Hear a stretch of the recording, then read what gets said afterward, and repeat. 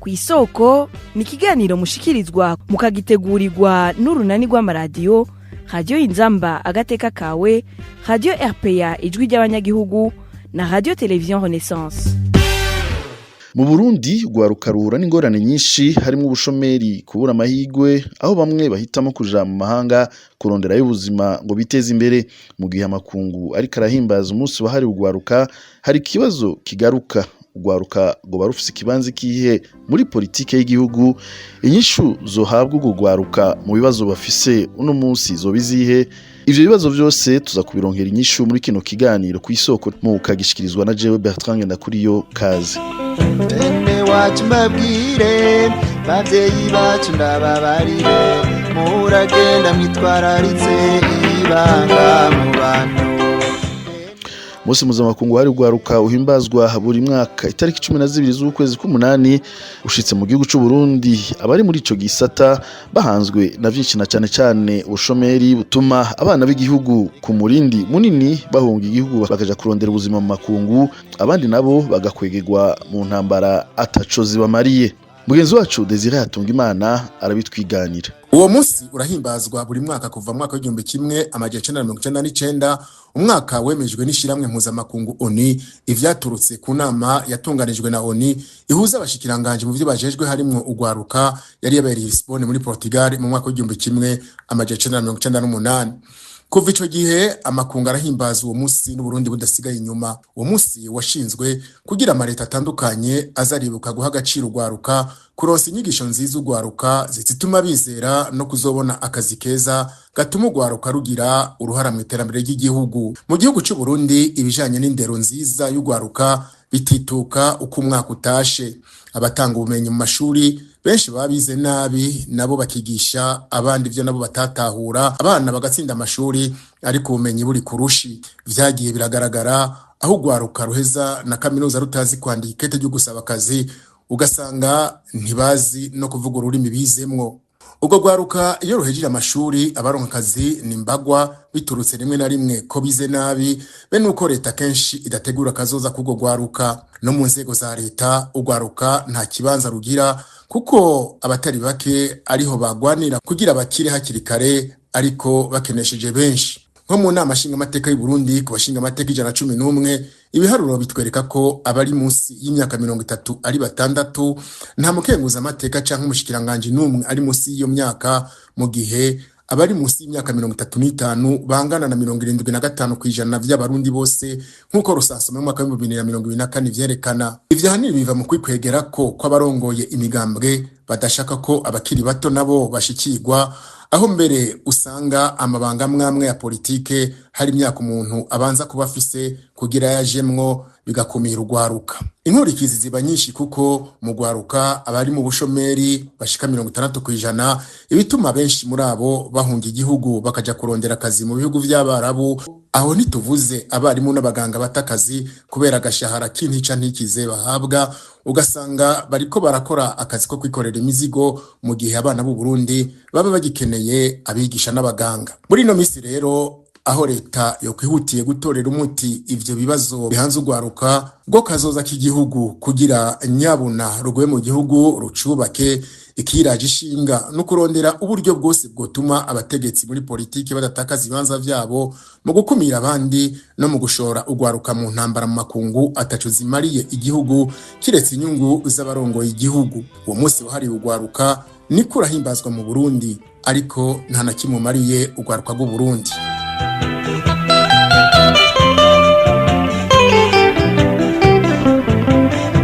Uwo bose banegura atawumuhanigwere. Imvugo y'umukuru w'igihugu c'u Burundi Evariste Ndayishimiye yerekana ko yitayeho inyungu zibo bwite mu gukoresha ugwaruka mu ntambara zimuzanira ubutunzi bwinshi, ariko ntibimubuze kuvuga ko ari umugenzi w'ugwaruka.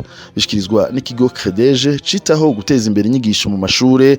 Kuri uyu munsi mpuzamakungu hari ugwaruka uri kurahimbazwa. Arsene Arakaza arongoye ico kigo yibutsa ko kuvuga ko Ndayishimiye akunda ugwaruka bidakwiye kuba ku majambo nyabuna, akwiye kubishira mu bikorwa mu kuruteza imbere. Akanegura ingene ugwaruka harimwo n'abakomoka mu mugambwe wamushize ku butegetsi Imbonerakure zirirwa zirapfira mu gihugu ca Kongo mu ntambara. kurikira Arsene Arakaza. Ku mvugo ziwe z'agashinyaguro, imvugo za politike, imvugo zikindaga ugwaruka, imvugo zibabaje zerekana ko atakibazo ugwaruka rw'u Burundi rufise, imvugo zitandukanye n'ukuri ugwaruka ruriko ruracamwo bijanye n'ubuzima bwabo, na cane cane mu kutaronga inyigisho z'akanovera, ibibazo bijanye n'akazi, hamwe n'ikibazo kidasanzwe categerezwa gutuma leta ibona ko Uburundi bugeze ahatemba, aho ugwaruka rw'abarundi ruriko ruranyaga ruva mu gihugu runyaga amagara kubera inzara, ruja mu bihugu bibanyi by'u Burundi n'ibihugu by'abarabu hamwe n'ibindi bihugu byose bishoboka kugira ngo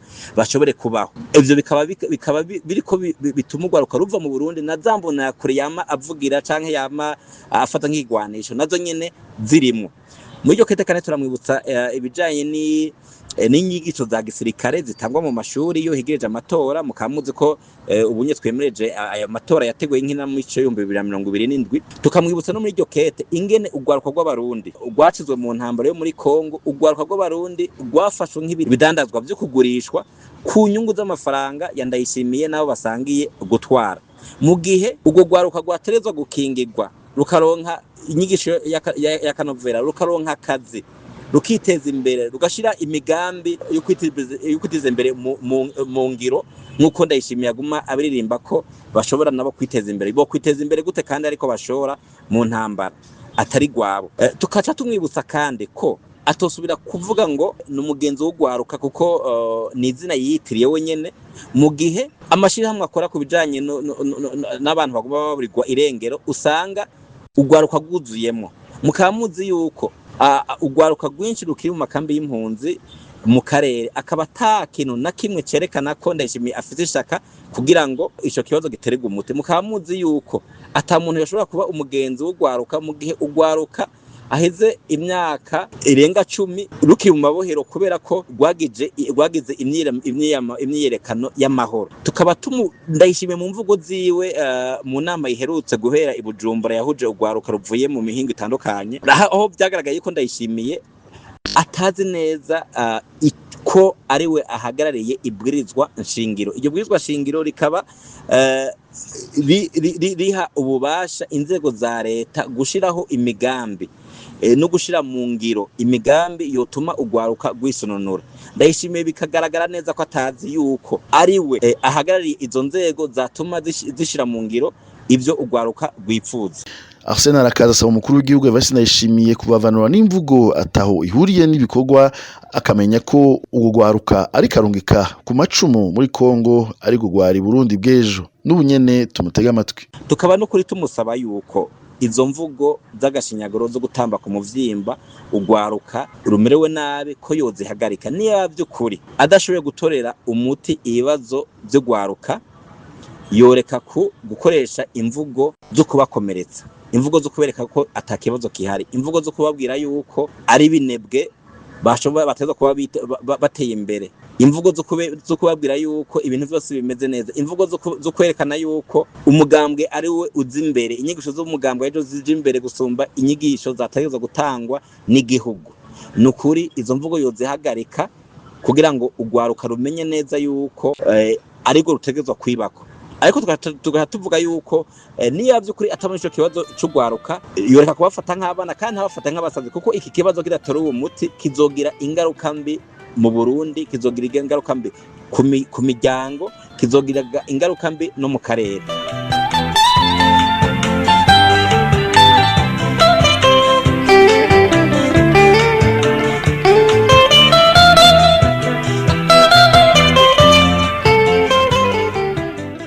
Musi mpuzamakungu hari ugwaruka uributsa guha ikibanza gikwiye ugwaruka muri politike y'iterambere y'igihugu. Mu Burundi ibibazo biri mu bushomeri, kubura amahigwe n'ingaruka zivuye ku ntambara biracahanze ugwaruka. Ikibazo gisigaye n'ukumenya ingingo zizofatwa kugira zifashe ugwaruka kubaka kazoza kago. Ni na hano duciye dusozerera ikiganiro ku isoko. Mwakoze kudutega amatwi, naho butaha. Cyari ikiganiro ku isoko.